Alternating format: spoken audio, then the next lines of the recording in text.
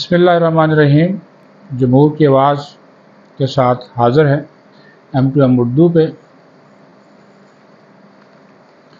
आज वज़ीर-ए-आज़म ने कौमी असम्बली में तो ख़िताब किया ही किया, लेकिन जो काबीना में उन्होंने ख़िताब किया, पहली मरतबा लगा कि कोई अवामी वज़ीर-ए-आज़म बोल रहा है जिसको पता चल गया है कि अवाम क्या है। वज़ारतें और ब्यूरोक्रेट उनको किस तरह बेवकूफ़ बनाते हैं, ये प्राइम मिनिस्टर को पता है। इसी वजह से आज उन्होंने ये कहा कि जो अहकामात 200 यूनिट बिजली इस्तेमाल करने वाले सार्फिन को रियायत देने के हवाले से जारी किए गए हैं, इस पर अगर अमल दरामद नहीं होता, कोई सुस्ती करता है, तो फिर उन्होंने कहा वो नताइज का खुद ज़िम्मेदार होगा। बलूचिस्तान में 28,000 ट्यूबवेल्स को शमसी तवानाई पर मुंतकिल करने में जो भी रुकावट डालेगा खुद ज़िम्मेदार होगा। और ये एतराफ़ किया कि एक मखसूस तबका टैक्स देना ही नहीं चाहता। एतराफ़ किया कि आवाम बिजली के बिल अदा नहीं कर सकते।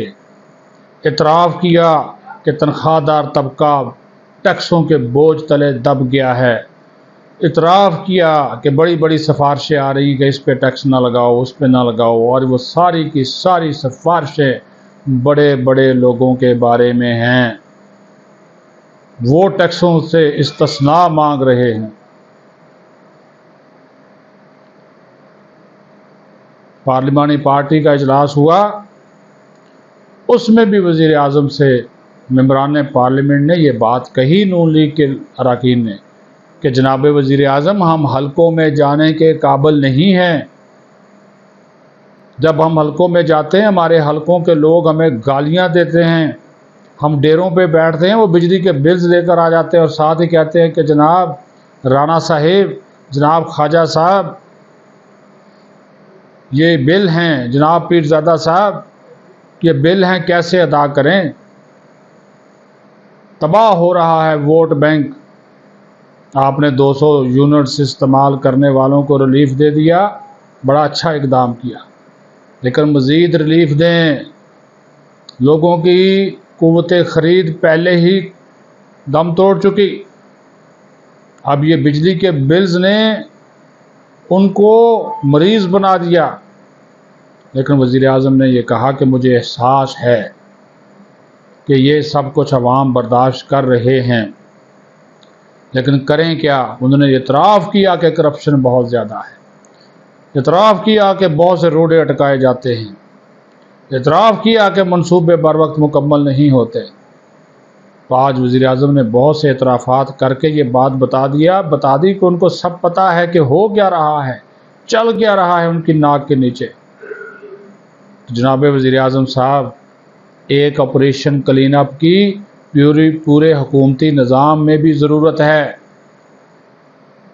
ऐसा ऑपरेशन क्लीन अप जिसका फ़ायदा आवाम को हो।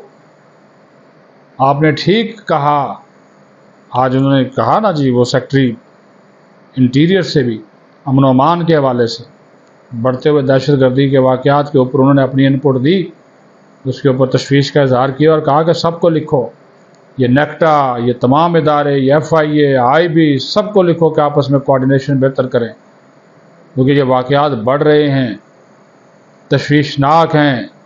अमन व अमान नहीं होगा, सिक्योरिटी बेहतर नहीं होगी, तो आपके तमाम मुआशी इक़दामात फ़ारुग हो जाएंगे, बढ़ जाएंगे। तो वज़ीर आज़म साहब ने आज जो दिल खोल के बातें की हैं, वो बड़ी अहमियत की हामिल हैं।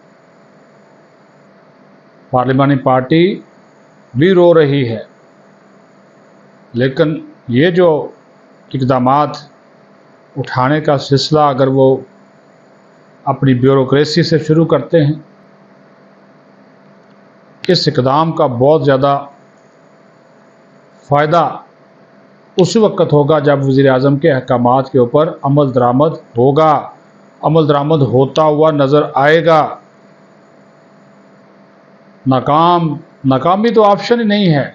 इसी वजह से बार बार कह रहे हैं कि भाई IMF के पास अगर दोबारा नहीं हमें जाना, अब तो हम उन्होंने कहा जा रहे हैं, लेकिन अगर इसके बाद नहीं जाना तो करप्शन रोकनी होगी, टैक्स का दायरा कार बढ़ाना होगा, शराफिया को टैक्स देना होगा, टैक्स छूट ख़त्म करना होगी, गरीब आदमी को रिलीफ देना होगा।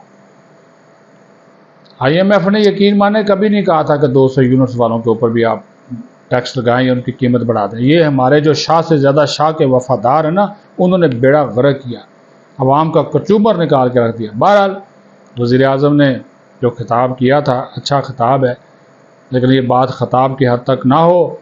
जो उन्होंने अहकामात दिए हैं उसके ऊपर अगर सही मायनों में अमल दरामद हो तो यकीन माने जो पिसे हुए अवाम हैं, महंगाई के मारे हुए अवाम हैं, बेरोज़गारी गुर्बत के मारे हुए अवाम में कुछ तो कुछ उनको फ़ायदा होगा। लेकिन बात फिर वही है कि इन ऐलानात के ऊपर, इन फैसलों के ऊपर उनकी रूह के मुताबिक जो है वो अमल दरामद हो। अपना ख्याल रखें।